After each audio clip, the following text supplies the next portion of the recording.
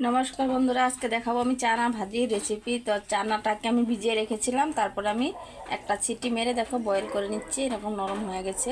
এবার চানাটাকে ফ্রাই করব। প্রথমে দিয়ে দিচ্ছি আমি সরষের তেল। আজকে সরষের তেলে ফ্রাই করব। আজকে কোনো বাটাবাটি ঝামেলা ছাড়াই আমি আজকে চানাটাকে ফ্রাই করব। অনেক সময় আমি চানাটাকে আদা রসুন বেটে দিয়ে থাকি, তো আজকে দেবো না। আজকে সিম্পলি ফ্রাই করব, এভাবেও কিন্তু ভালো লাগে। চানা ফ্রাই করার জন্য আমি দুইটা শুকনো লঙ্কা দিয়ে দিয়েছি আমি তেলের মধ্যেই। তো বড় সাইজের কেটে রাখা পেঁয়াজ দিয়ে দিচ্ছি। পেঁয়াজটা একটু বেশি করে দিলে ভালো লাগে। এবার একটু নাড়াচাড়া দিয়ে একটু হালকাভাবে ব্রাউন করে ভেজে নেব।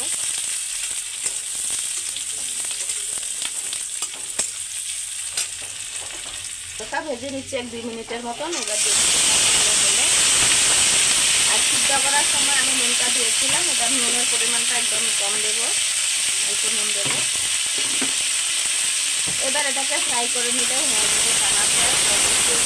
ভালো লাগে না, খাওয়া যায়।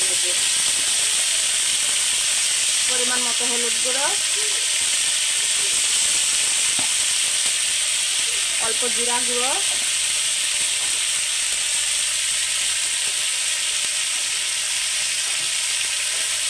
আর অল্পটুকু ধনিয়া গুঁড়ো দিয়ে দিচ্ছি। এতটা মশলা দেবো না, আজকে লঙ্কা গুঁড়োটা দেবো না। তোমরা চাইলে কিন্তু লঙ্কা গুঁড়ো করতে পারো। তো এবার নেড়ে করে ভালো করে মিলিয়ে নেব।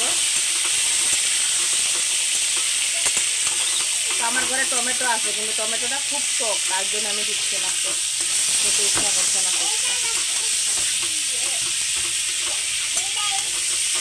এবার হালকা স্টিমে অল্প ভেজে নেব।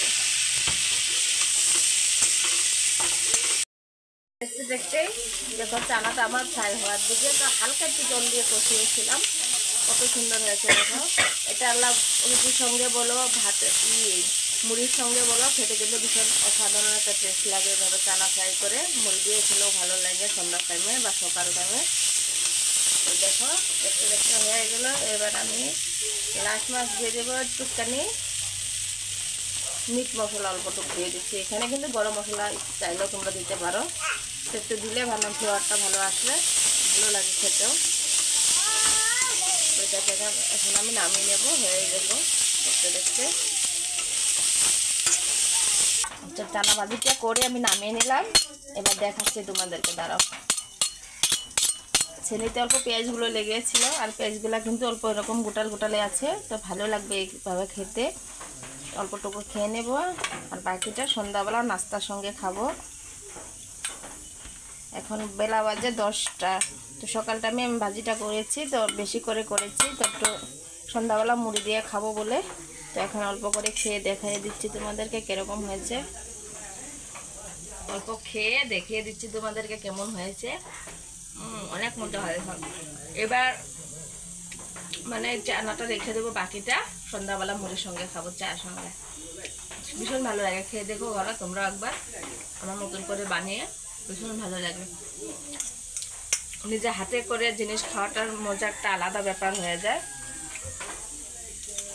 তো আজকের রেসিপি এখানে শেষ করলাম বন্ধুরা। পরবর্তী আরও কিছু রেসিপি নিয়ে আসবো তোমাদের জন্য। টাটা বাবাই, সবাই ভালো থেকো।